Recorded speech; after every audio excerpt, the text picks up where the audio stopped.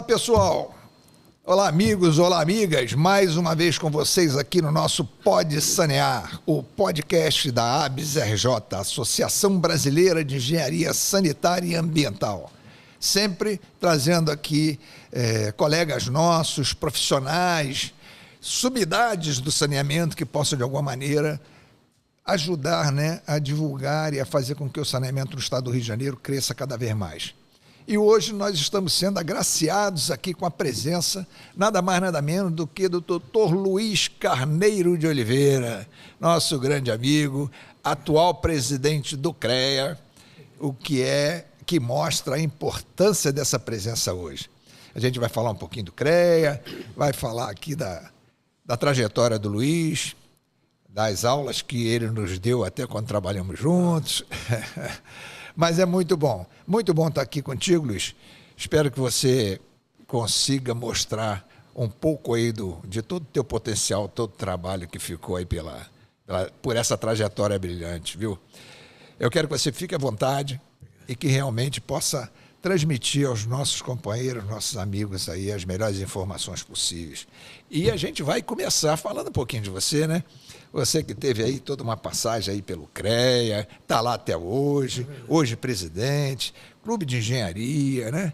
Passando aí por tantos setores, pelas empresas por onde você trabalhou, fazendo obras fantásticas, acompanhando tudo isso. Então, eu queria que você falasse um pouquinho disso aí, essa tua trajetória, para que a gente pudesse, então, tentar descobrir aí algumas coisas para poder falar aí para o pessoal. Mas queria que você falasse um pouquinho da tua trajetória e principalmente aí essa passagem agora pela presença do CREA, que com certeza a turma quer saber.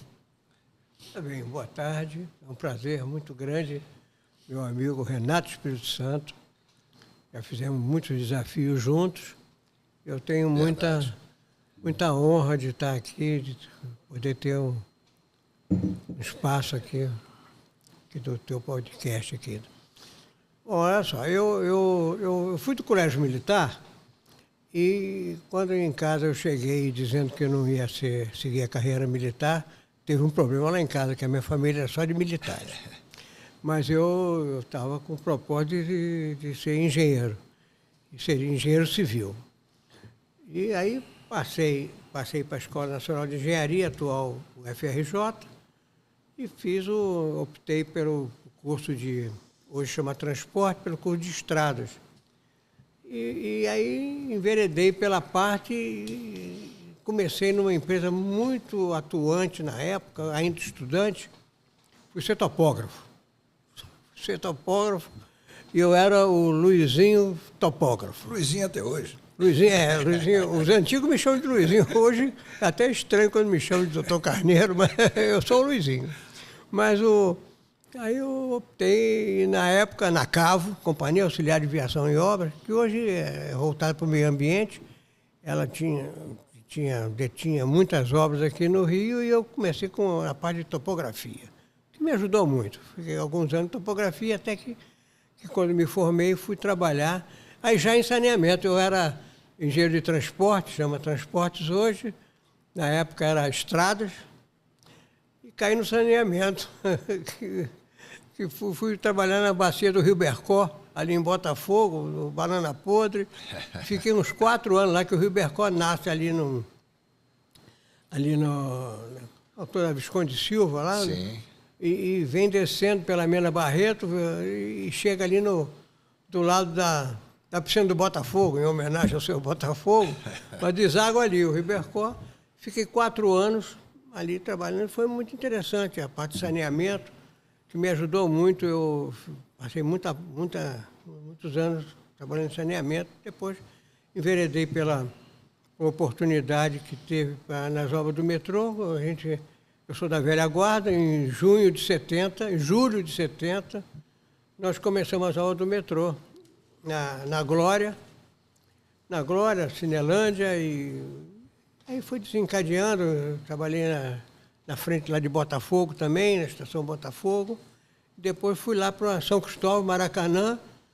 Quando a gente acabou os trechos que a CETENCO era incumbida, a CETENCO Paulista, em São Paulo, acabou.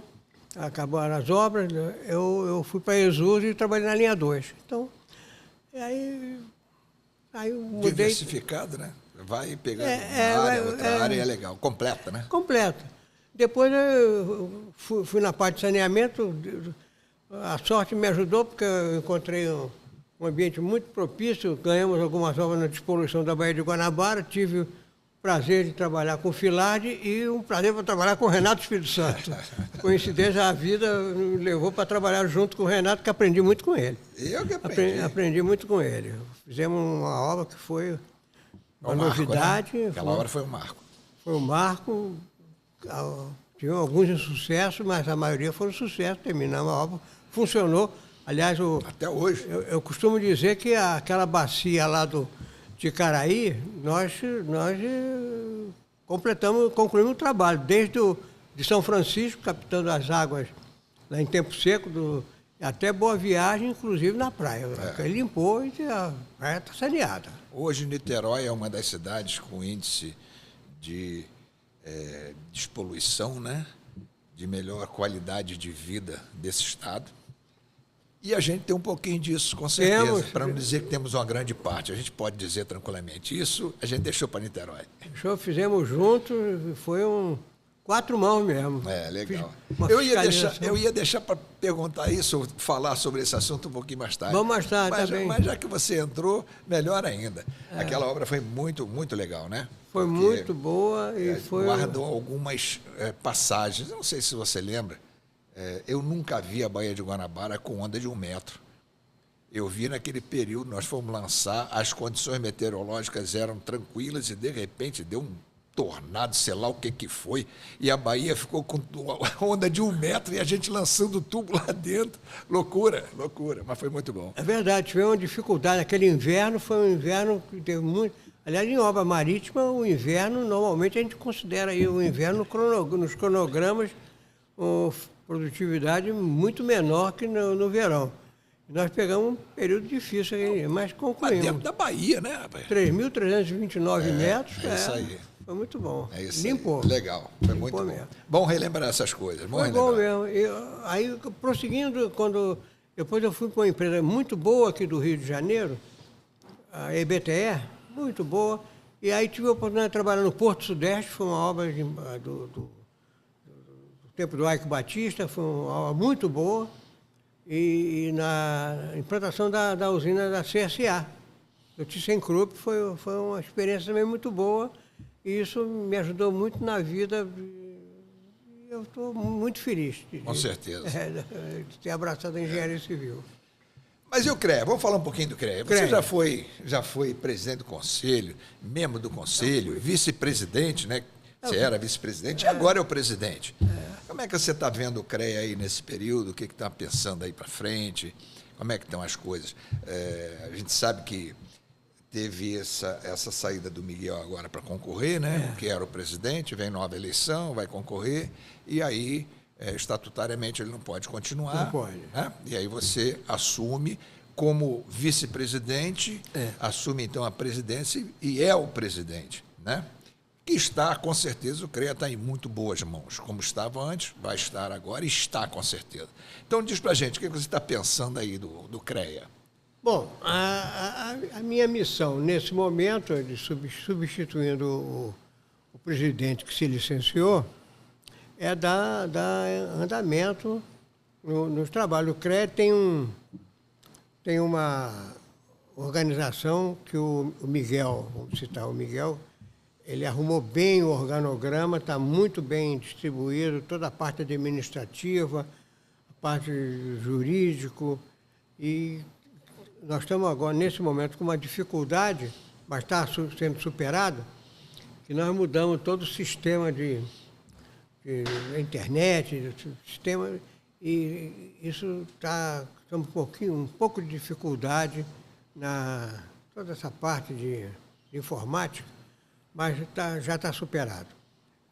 Está superado e, lógico, tem sempre técnicos e colegas nossos que sempre reclamam, mas nós estamos em dia com a parte de registro, de ARTs. Passamos um período difícil. Mas conseguiram otimizar tempos agora, né? Conseguimos. Então, isso é muito bom. A posição nossa econômica, financeira é muito saudável.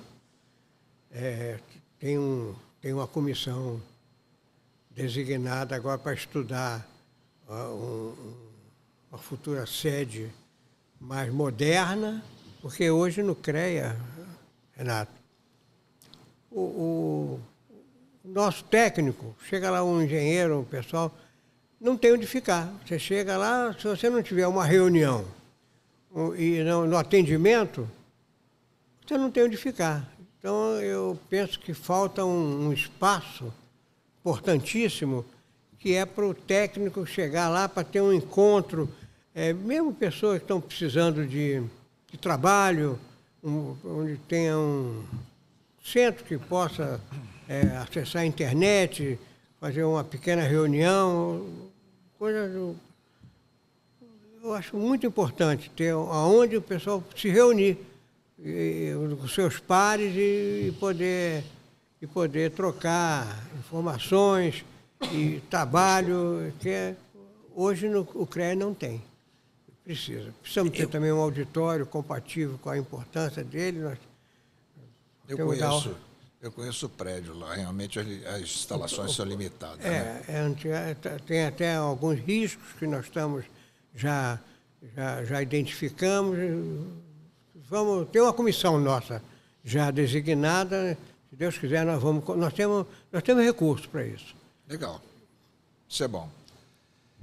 Bom, você falou do CREA, falou sobre o andamento aí das ações, né? Com certeza você vai deslanchar esse processo mais, isso vai ter um resultado que todos esperam. E você começou a falar alguma coisa sobre o programa de saneamento, falou de algumas obras aí, falou mais do passado. Não sei se você quer completar o assunto com mais alguma coisa, mas eu queria falar também do que a gente vê para o futuro. O que a gente pode falar do saneamento para o futuro? Qual é a tua visão nisso aí? Bom, a minha visão é o seguinte, nós tivemos uma fase, começar pelo passado. Nos anos aí de 1970, 60 e pouco, nós tivemos uma ação de saneamento na cidade que foi um marco espetacular com a construção do interceptor oceânico, que a gente captou os esgotos desde a Glória até a Zona Sul, inclusive Leblon, e destinava depois essa captação para o emissário de Ipanema.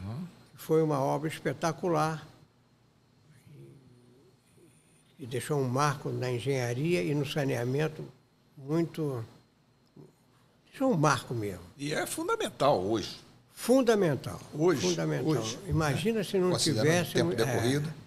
Não tivesse isso. Então, a mesma receita foi feita também nessa época dessas obras. Não tinha todo o crescimento da Zona Sudeste, que é o Barra Recreio.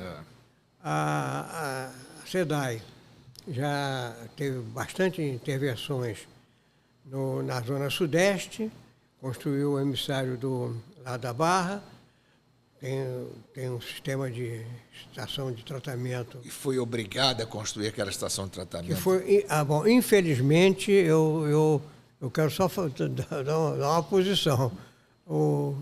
No mundo todo não tem estação de tratamento para poder lançar. Não é? A gente tem muito dinheiro sobrando, então aí agora é obrigado o nosso Carlos Mink, que eu até tenho admiração por ele, mas a lei dele exigindo estação de tratamento para lançar o esgoto no emissário é jogar dinheiro fora. Mas, de qualquer maneira, isso é uma opinião minha, de outros grandes técnicos da SEDAI, e eu penso que foi um exagero. De qualquer maneira, o mar agradece. Ele ia fazer o tratamento, uma parte foi feita com dinheiro nosso para para tratar. Não é? Então, não tem nenhuma dúvida que a ocupação da zona sudeste, tem que ter o tratamento pronto, o saneamento pronto para poder receber, porque a base é a saúde de toda a comunidade, precisamos disso. Hoje temos uma deficiência forte naquela região lá das comunidades, ali, infelizmente,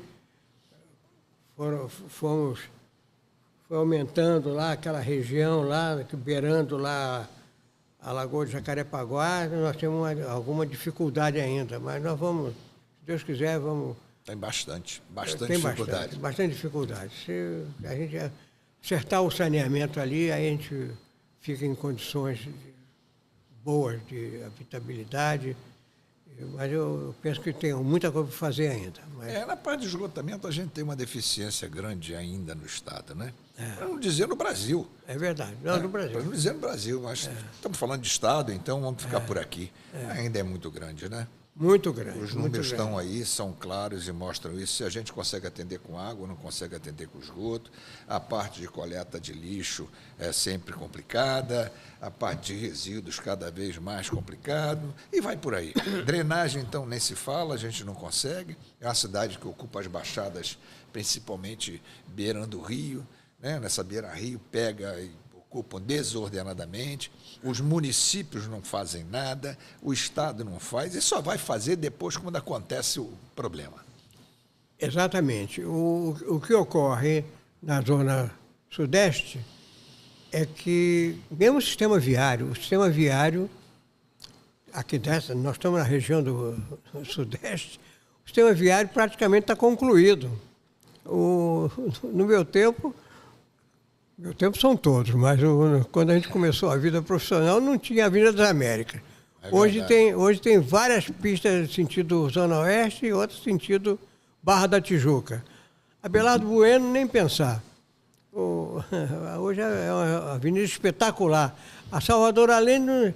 Agora, o que acontece? O sistema viário está praticamente concluído, mas ainda tem muita área para construir prédio.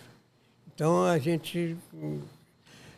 E isso vem junto ao saneamento. Então, todo esse pacote tem que ser muito rapidamente pensado na infraestrutura para poder receber, porque tem muito prédio ainda, muita área disponível para construir prédio. Luiz, eu vou pontuar uma situação clara, né, com respeito à zona sudoeste, como você coloca, né? Aquele trecho da Avenida das Américas, dali do Popular Cebolão, ali do terminal, em direção ao Recreio, tem um condomínio grande ali do lado esquerdo, famoso, mas eu esqueci o nome, um pouco depois do Mandala. Aquilo cresceu, só ali, são torres imensas.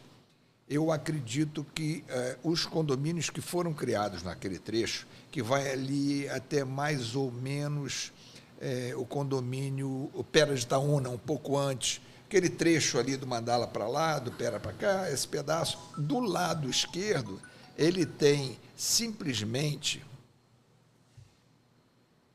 Se eu chutar um número, eu não vou errar por muito.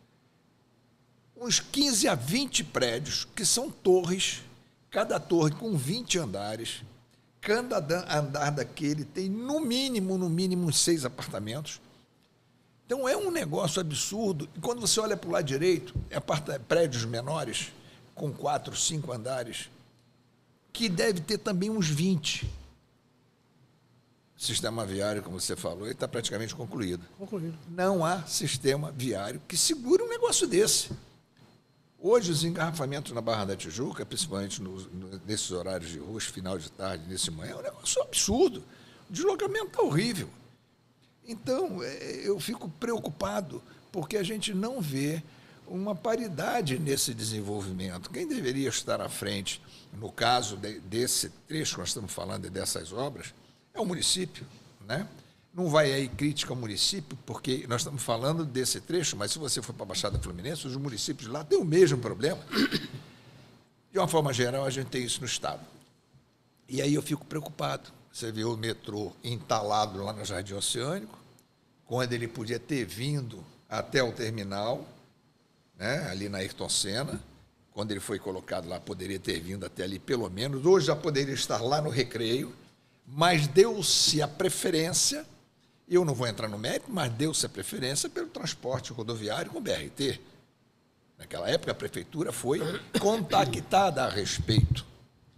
E eu digo isso porque, na época, eu estava na secretaria e nós fomos à prefeitura dizendo, pô, vocês estão começando essa construção, nós estamos chegando com o metrô, vamos ver isso, vamos acertar, vamos levar isso até lá, vamos fazer aéreo pelo centro, pela pista central, no canteiro, depois a gente recupera o canteiro todo, faz ele aéreo. Preferiram fazer o BRT. Não fala mais nada. Não, vou aproveitar o gancho e para relembrar que o projeto alemão da Rotif, de 1965, previa a linha 1 até Alvorada, onde você citou. E o que eu, na época, chamava de pré-metrô, tinha o pré-metrô da linha 2, lá, mas o pré-metrô aqui na Zona Sul, na Zona Sudeste, estava prevendo exatamente, é o projeto alemão, por 1965, onde você falou, pelo canteiro central, eram composições menores, claro, mas preservava a linha. Ia até o quilômetro 18, pelo canteiro central. Então, não fizemos nada. Hoje já aumentou a dificuldade, que as árvores cresceram, já tem 40 anos de idade, já frondosas, já tem outro tipo de problema. Mas estava previsto chegar a linha 1 até a extensão, ir até o terminal Alvorada e seguia depois pelo canteiro central com o que se chama pré-metrô, que é a preservação da linha para você implantar depois do metrô, como a linha 2 foi implantada. Isso foi uma pena e já que você falou, eu queria só fazer o seguinte lembrete. Em 1970, o Rio de Janeiro começou o metrô praticamente na mesma época que São Paulo. Sim. Os dois estados começaram ao mesmo tempo.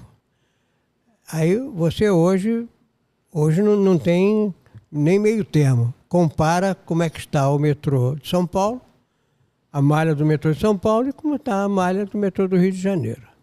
Então, a gente vê que a nossa administração, ao longo desse tempo, foi muito negligente, porque se nós dependemos de dinheiro, São Paulo também dependia. Então, era mais articulações políticas e entendimentos com Brasília, e que a gente não teve a capacidade de articular.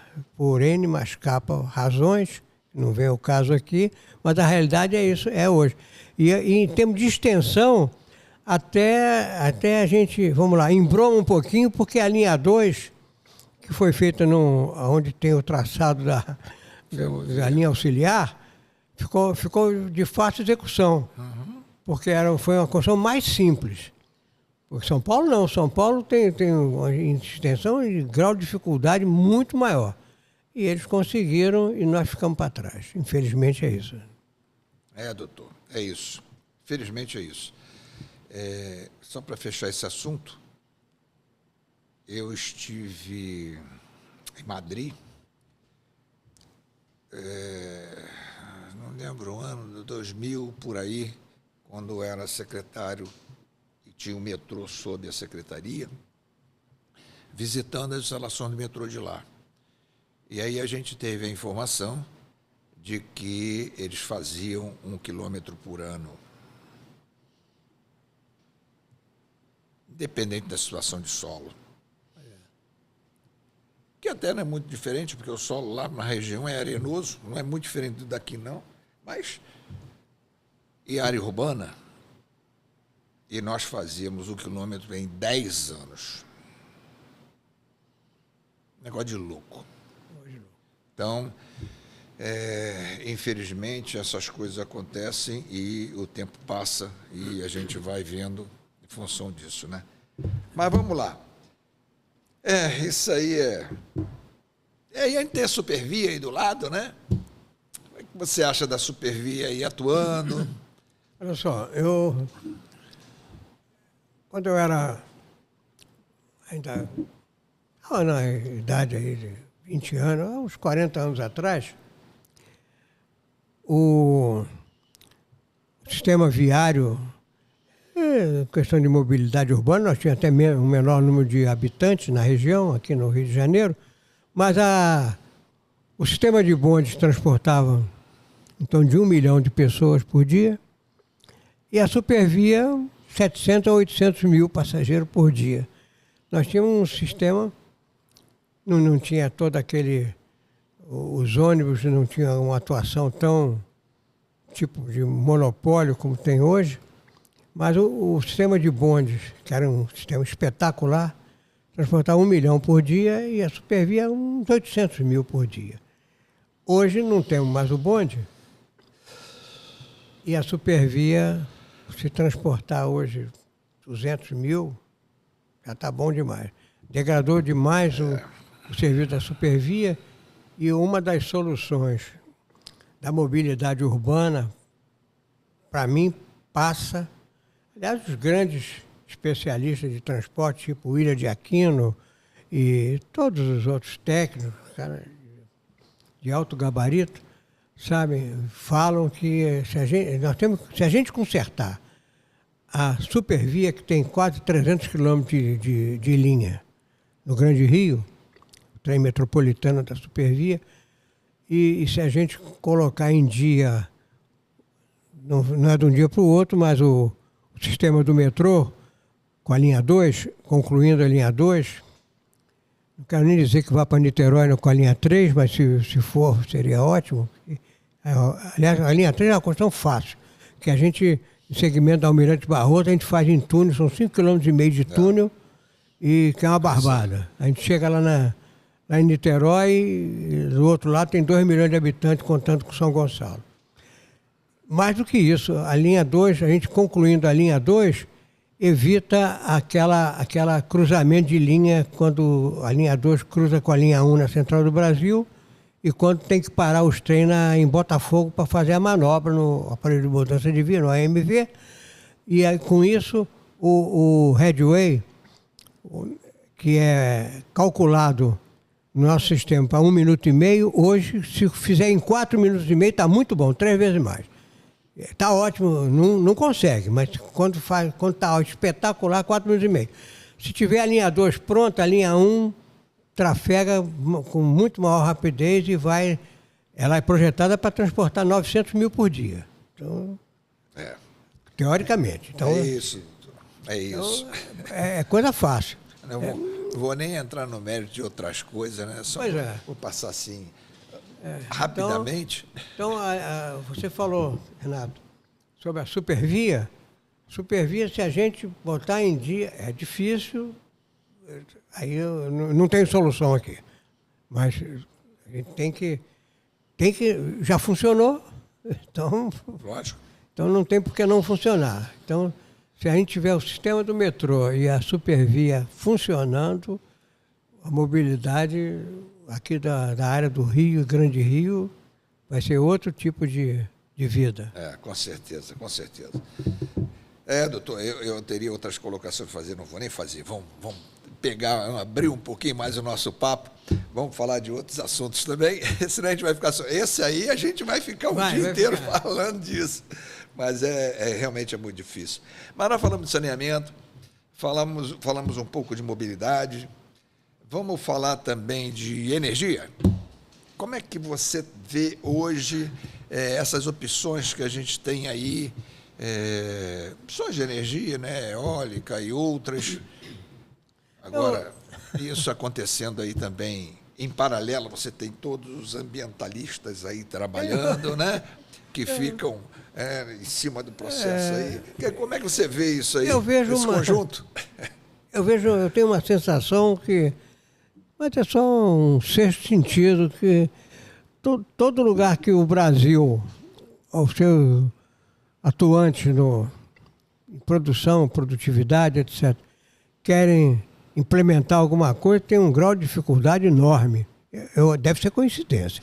Mas, por exemplo, a gente não consegue concluir Angra 3, que é um polo de energia nuclear, por N mais capa razões. Aí o pessoal diz que tem risco no caso de algum acidente, não tem como escoar a população e tal. Isso desde a Angra 1 já teve discussão, Angra 2 foi... Angra 3 não conclui. E a gente está com dinheiro gasto nesse tipo de investimento. Aí a gente chega na energia hidrelétrica, aí tem uma pressão forte que não pode construir a usina hidrelétrica com um reservatório, porque vai ter um problema qualquer, tem índio, tem... Tá bem? Com todo respeito, aliás, não pode falar mais índio, tem indígena. Tal, que tem 1000 aqui, não sei o que lá, tem a parte ecológica. Então o Brasil constrói uma usina de Belo Monte, que seria a maior do Brasil, porque Itaipu nós temos metade. Belo Monte seria a maior de todas do Brasil, mas quando chega no período que não tem chuva, período de estiagem, só uma turbina pode funcionar, porque não tem reservatório. Então, Giral não pôde fazer, Santo Antônio, então, muito bem. Então, essa parte de energia elétrica. Aí, quando chega na hora da gente ter energia e recurso para ter o petróleo, lá na margem equatorial, não pode. Isso tudo o pessoal do brasileiro mesmo, contra, porque tem a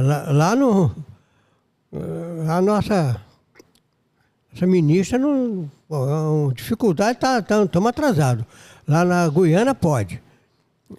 O Brasil não pode. Então fica a 500 quilômetros da foz do Amazonas. A Petrobras tem uma tecnologia especialíssima, grande, não pode. Então é uma dificuldade, mais de 10 anos atrasado.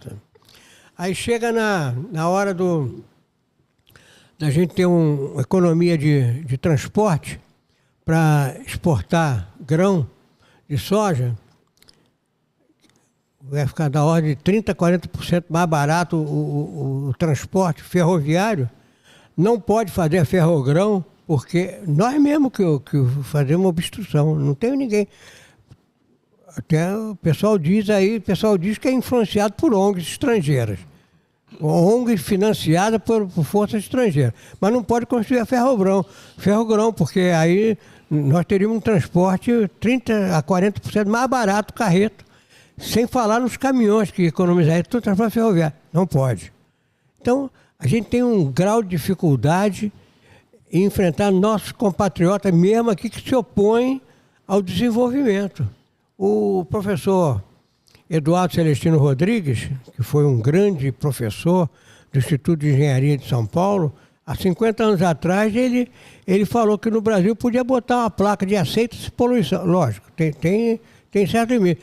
Pode-se colocar aceita-se poluição, porque nós mitigando, porque a gente tem um potencial grande, mas nós mesmos, influenciados, nós mesmos criamos nosso obstáculo mesmo. Aí dizem que é influenciado por forças externas. Mas é fato. É fato. Não é coincidência. É triste. Você vê hoje, vamos dizer, pegando aí de um polo a outro, mas dentro dessa linha, né? O Uruguai, nosso vizinho aqui, não tem refinaria, né? O petróleo dele é importado, não tem ferrovia, acabaram com todas as ferrovias.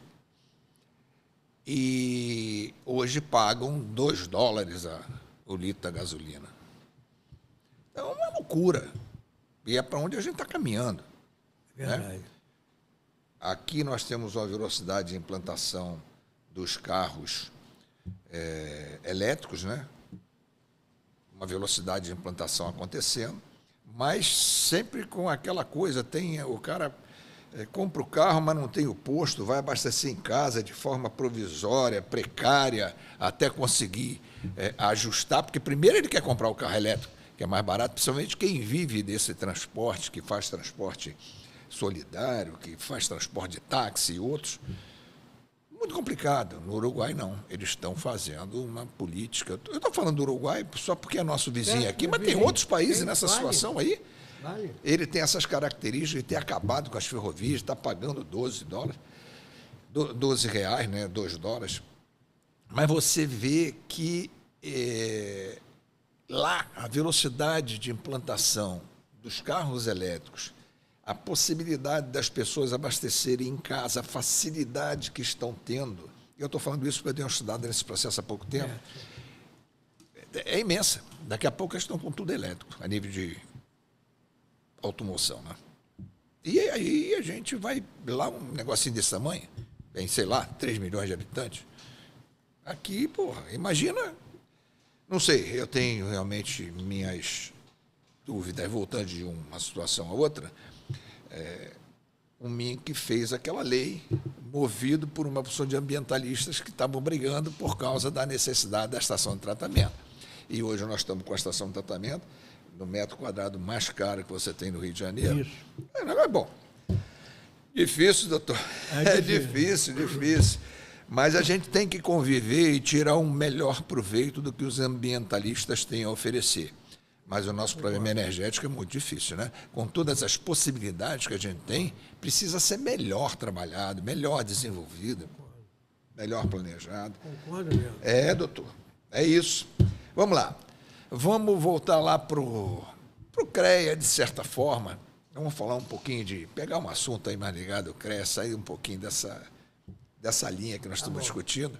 Que eu não posso perder a oportunidade com você aqui. Eu tenho que falar um pouquinho mais ligado à CREA, ligado à parte mais de legislação, de concorrência. Vamos falar de concorrência? Eu gostaria. Então vamos lá. Não, eu gostaria. Concorrência, a gente tem aquela situação de melhor preço, né? Que é um assunto muito difícil. Melhor. Muito difícil, porque Fica à vontade. É muito importante. E você, como já foi secretário de transporte, já foi dirigente do programa de poluição, e daqui a pouco vai ter um cargo executivo aí no governo, se Deus quiser. Eu estou de férias, estou aposentado. Por enquanto. Quero dizer o seguinte, a ideia do menor preço, nós já tivemos o decreto 2.300, onde tinha possibilidade de ter proposta técnica e proposta de preço. Sim. É uma ideia, lógico, tem que aprimorar e tudo. Porque hoje a gente decide pelo menor preço. Menor preço porque traria a economia ao erário público. Mas olha só, vamos lá para o exemplo prático. Eu acabei de vir aqui, nós estamos aqui na Casa Shopping, e vamos lá. O nosso prefeito Eduardo Paes fez a ligação da Barra até Santa Cruz para o BRT. Na primeira administração dele, nessa administração anterior a essa atual, ele fez pelo menor preço. Ganharam duas empresas, uma fez o trecho aqui da Barra e outra fez o trecho depois do Grota Funda até Santa Cruz. O que aconteceu? Ganhou o menor preço. Vamos lá, ganhou o menor preço porque traria economia ao erário público. Aí aconteceu o seguinte, aí assumiu o Crivella só tapando o buraco da via que tinha acabado de ser inaugurado. E agora, na segunda administração, na volta do Eduardo Paes, o que aconteceu? Ele refez toda a via novamente do BRT.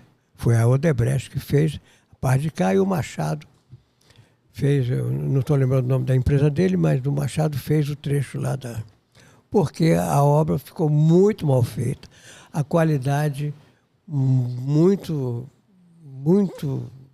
criticável, a desejar. E aconteceu então o seguinte, o tal do menor preço não ficou sendo o menor preço, porque não levou em conta a durabilidade. Então tem que ter um mecanismo para não ser só esse fator de menor preço, que é o que deva resolver, porque ou então tem que ter uma especificação firme, uma fiscalização adequada, bem adequada, ajustada, porque nesse caso, em vários outros, citei só um exemplo que nós estamos aqui do lado aqui da linha do BRT. Saiu o dobro, pelo menos o dobro do preço. O que era menor não ficou. Tem que ser o melhor preço, que tem que levar em conta a durabilidade. E isso tem que ter... Como é que consegue isso? Ou com proposta técnica, também com proposta técnica, e também com fiscalização bem atuante para fazer cumprir os editais. Os editais são bons, são perfeitos. Você pega isso sem levar em conta, vamos citar, já que falamos do Eduardo Paes, e citamos o BRT, vamos transferir o BRT para a Avenida Brasil. Que foi feita uma obra até bem difícil, complicada, por fases, tal, espetacular. Muito bem. Aí foi na primeira administração dele, não concluiu a obra, o Crivella não concluiu a obra, e o Eduardo Paes concluiu agora na segunda. Mas qual foi o prejuízo que deu? O menor preço só era em preço de serviço, porque o prejuízo que ele deu à população, gastando pelos engarrafamentos, gastando combustível e com gás, engarrafamento, foram 6 anos da Avenida Brasil. Era de tráfego difícil, mas ficou muito mais difícil ainda. Então, o tal do menor preço tem que ser geral para tudo. Então, na hora que começar uma obra, um investimento, tem que ter prazo e tem que ter conclusão no prazo. Porque senão todo mundo perde. Agora mesmo tem no ar aí um investimento que o Eduardo Paes quer fazer lá na Avenida, no 31 de março, quer acabar com aquele viaduto São Sebastião.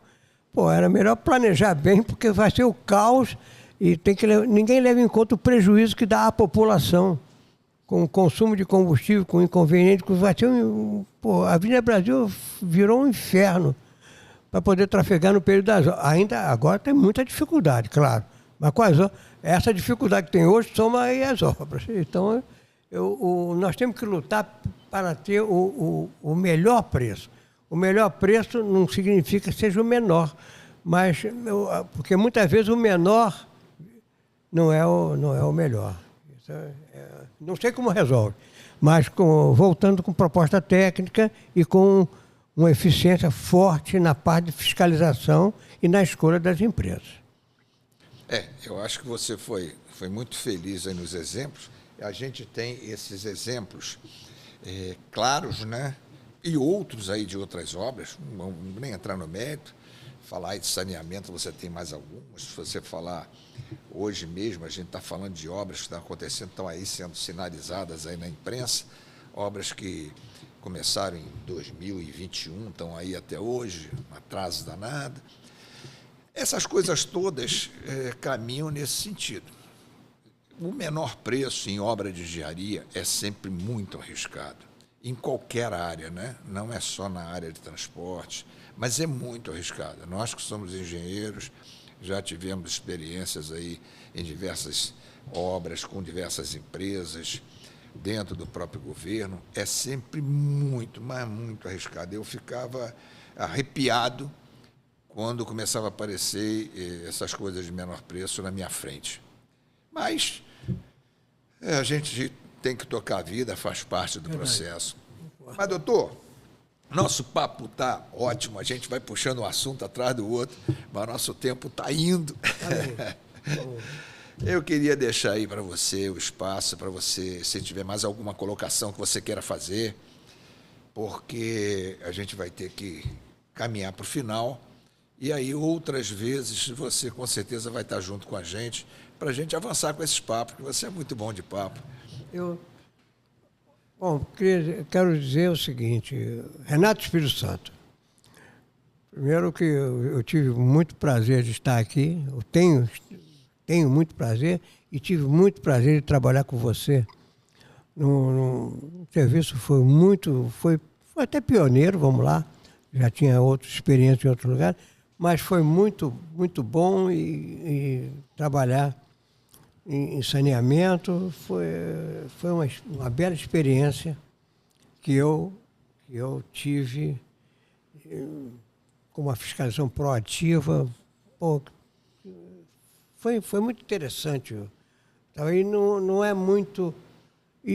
Influencia muito no nosso andamento das coisas. Eu sou do lado mais de construtor, como lá, de empreiteiro, e já chama de empreiteiro, mas é porque o serviço era de empreitada. Pode ser por administração, podia ser por taniqui, podia ser qualquer coisa. Então, no caso, a gente sente muito a diferença e influencia no nosso interesse também, na nossa iniciativa. Trabalha até sem medo. Eu acho que é uma coisa... Foi uma boa experiência. Eu tive muito prazer de trabalhar em saneamento. Tive grandes satisfações. Eu tenho um companheiro meu que é engenheiro e trabalha conosco até hoje. Você deve conhecer o César Dru, que é uma pessoa bacana, que desde o tempo do Bercó, que eu cruzo com ele, cruzamos juntos, ele trabalhou na São José 90, e eu agora está lá na CAERJ. Eu tenho muito prazer, e me refiro também ao Renato Espírito Santo também, e outros companheiros velhos de guerra. Eu fico muito feliz de poder estar aqui com você. Obrigado, Luiz, obrigado. Você sabe que você é meu guru em emissário, né? Você é meu guru em emissário. Foi a primeira obra de emissário que eu fiscalizei mais duas depois. Legal. Mas aquela foi marcante. Aquela não só pelo desenvolvimento em si, pela forma como nós atuamos. Eu acho que o fiscal tem que ser, antes de tudo, um mediador em todo aquele processo de execução com a administração, tudo isso, né? Não é simplesmente você é fiscal, chega lá e quer falar grosso, não entende do assunto, é um negócio complicado. Então, a experiência nos mostrou que esse caminho realmente, se não é o melhor, é um dos melhores, com certeza. Trabalhar com vocês foi muito bom e realmente eu posso dizer, você é o meu guru de emissário submarino. Comecei a aprender emissário contigo lá. Foi muito bom, foi muito bom. Foi muito bom. E eu acho que a gente deixou marcado, né? Porque nós fizemos o emissário, fizemos a recuperação da ET. Eu não sei a estação de tratamento de esgoto de Caraí. Eu não sei... Você citou algumas passagens, falou do emissário, você falou do BRT, da Avenida Brasil. Quando você tem que fazer, como nós fizemos na ET Caraí, você tem que fazer toda a operação de substituição, de construção, de aumento de produção, tudo isso você tem que fazer com o sistema operando, como aconteceu na Avenida Brasil com o ERT, os transtornos que isso causa, né? Como tivemos lá na ET Caraí, e a obra ficou uma obra, eu posso dizer, maravilhosa. Uma das melhores obras do programa de despoluição, com certeza, independente do porte de uma estação ET Alegria, que no final das contas foi uma estação para 5 metros cúbicos por segundo e tratava 1. Tivemos que sair correndo para botar 1 metro de esgoto lá. Então, isso são problemas, mas mostram que tivemos uma parceria legal, trabalhamos bem, chegamos a um bom resultado. Foi muito bom ter você aqui, doutor. Obrigado. Muito obrigado. Considere que nós temos aqui o espaço aberto. O CREA está de parabéns, não só pela condução anterior do Miguel, com vocês, que também pegaram todo um processo em que o sistema está andando e vocês têm que mexer para trocar. Essas coisas sempre são complicadas, mas vocês são mais do que suficientes e conhecem o problema e estão fazendo e vai ter o melhor resultado. Já tem, né? Pelo que eu tenho de informação, os melhores resultados já estão aparecendo. Mas a gente fica muito contente e com certeza você vai ter grandes realizações nesse período. Obrigado pela presença. Obrigado. E estamos aqui. Estou contando com você. Muito obrigado, Renato Espírito Santo, meu guru. Tá? Esse é de fato. Você é de fato. Tamo junto.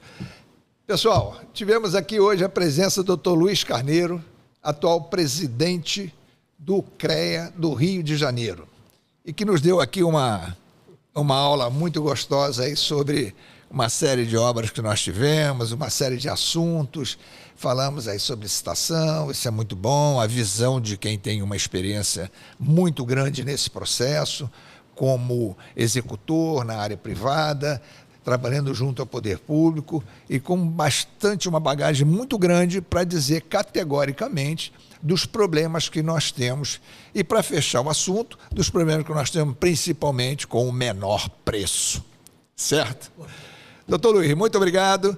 Pessoal, estamos aí aguardando, sempre aguardando a posição de vocês com respeito ao nosso trabalho, que vocês nos digam o que podemos melhorar, que nos deem as informações sobre o que não está indo bem, novas informações, sugestões, enfim, estamos aguardando e realmente cada vez mais a gente consegue ajustar um pouquinho quando recebe uma informação.